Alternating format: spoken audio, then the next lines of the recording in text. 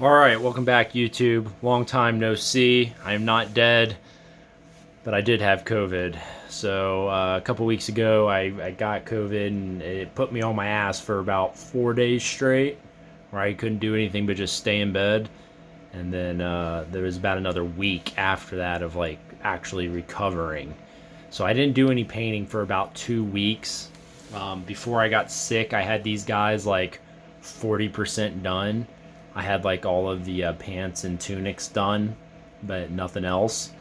So this week, I went ahead and got them finished. They're like 90% done. I need to do like, I need to finish like the arrows and the hilts on the swords. But other than that, these guys are done. Oh, and I need to do a flesh wash. But other than that, these guys are done. So just, a few more minutes, 30, 40 more minutes of work, and I'll have these guys done. This is the first half of my first Spara Bara unit. And I did a video on this. Apparently, it's one of my people like seeing my long how to build a ancient army videos. So probably gonna do one on Republican Rome, because I have that mostly done, and I'm slowly collecting the bits to do that.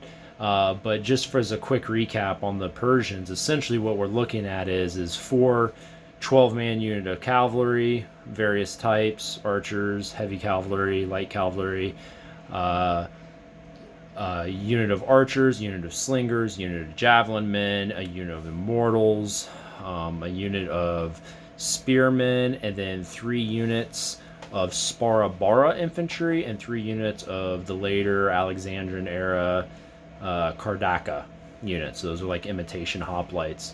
And that force right there will, it's over 300 miniatures, and it's going to allow me to do essentially from Marathon all the way to Galgamela. So, oh, and a couple Sith chariots will be thrown in there, right? Because I won't be able to do Galgamela if I don't have Sith chariots. But this is the second unit I'm working on. The first unit I did was this unit of 16 archers. I'm doing my Spara Bara units in 32-man units because I do my hoplites in 24, and I want the Spara Bara units to be bigger. I want them to feel bigger, and I think 32 will allow them to feel bigger. Now, these guys in front of you, these are the Wargame Atlantic guys with a Essex Standard Bearer. The Essex Standard Bearer, as you can see, he's standing next to a Wargames Atlantic Spearman. He's a little bit shorter. It is noticeable, but he's going to be in the middle of the unit ranked up, so I'm hoping doesn't stick out. That's a big downfall, I think, of the Wargame Atlantic set. They didn't come with standard bearers. They came with arms for a musician, and then you can just have a generic commander, but they didn't have a standard and standard bearer. So that's a big nix in my book, because I know damn well the Vitrix plastic sets have full command sprues on them. All their stuff does. So, but other than that, these painted up more or less like Vitrix. Some of the detail was more finer, not as exaggerated and overblown, which makes it a little bit harder to paint, or not as easy to paint.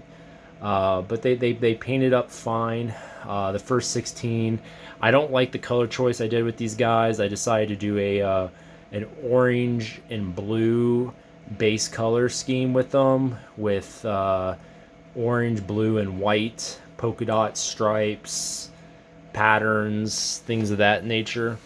Yeah, I'll show some of these guys off here. Not terribly impressed. This is one of the archers here. You can see here I just did a striped and dot pattern on them. I still got to paint the arrows on them. But, yeah, that's him. Not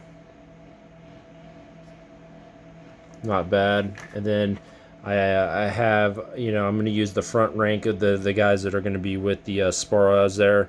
I put them the more armored. Oh, I missed a spot there. I need to go back in with my bronze-colored paint on his helmet. So it's funny getting these guys on the camera. You can notice the work there. So this guy has scale armor and a bronze helmet. So Here's another guy. This guy doesn't have a... He's in padded armor. And I didn't do any patterns on this guy. Just painted in blue and orange. Some of them have patterns, some of them don't. This guy, he's in stripes. So he has stripes on all of his stuff. But I just did patterns. This guy's in all blue with white. Another armored spearman there. So I more or less did these guys like this. 16 of them.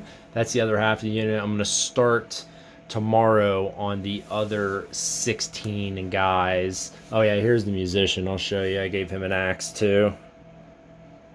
Yeah, you can see the musician there. So you can't do a musician. No standard bearer. That's okay.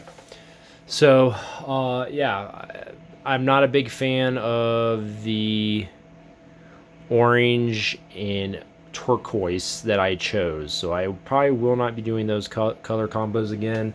If I was to do this unit a little bit more historically accurate, they'd probably be like multicolored to the max, like I did the archers, where they're like green, blue, red, yellow, white, various shades of blue and green, like just all sorts of fucking shit. But I can't do that for 300 miniatures. I'll go effing insane.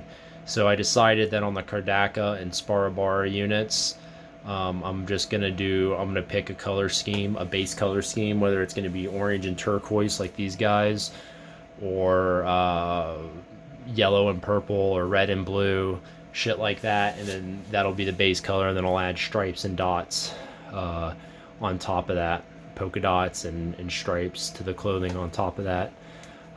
So other than that, that's all I got done. We're gonna keep plowing away. I want to spend 6 months painting these Persians, and then I want to start the battle through history with Holy Diver. Because once I get the Persians painted, there's no reason we can't start that, because we already got tons of Greeks, and he's still sprucing up his Macedonian collection. So hopefully by the time we get around to it, we'll have full on forces to start the battle. If we do like one battle a month, that'll be pretty good. So we're gonna do the big well-known battles, the big set piece battles. So I think we'll go into Marathon, then we'll do Mycale and Plantea, and then we'll go into the Peloponnesian War, and then we'll go into the wars of the 4th century leading up to Cheronea with Philip, and then we'll go through all the Alexandrian stuff. Then we'll do the successors on there, and then we'll go start blending into the Romans, the Republican Roman era, and go all the way through Republican Roman, Imperial Rome, and hopefully... And I told Holy Diver I want to end with like Attila the Hun / Adrianople time frame. So late 4th century AD, early 5th century. I just kind of want to end there. So we'll kind of stop at the battle of the Gothic and the Hunnic invasions there, and the Sassanids. So that's kind of where I want to start, and that'll be our battle through antiquity. And I think it'll be really cool if we can maintain a schedule of one battle per month. That'll be really cool. I don't think anybody's really done that. And, we don't do small battles. So, these things take time. Normally when me and Holy Diver play, we each have about 200 miniatures on the table for Ancients. So that's not an insignificant force there. So, yeah, so that's today's video. I've been watching everybody's stuff, and a lot of good painting going on there, and hopefully I can show off a little bit more here in the near future. So until next time.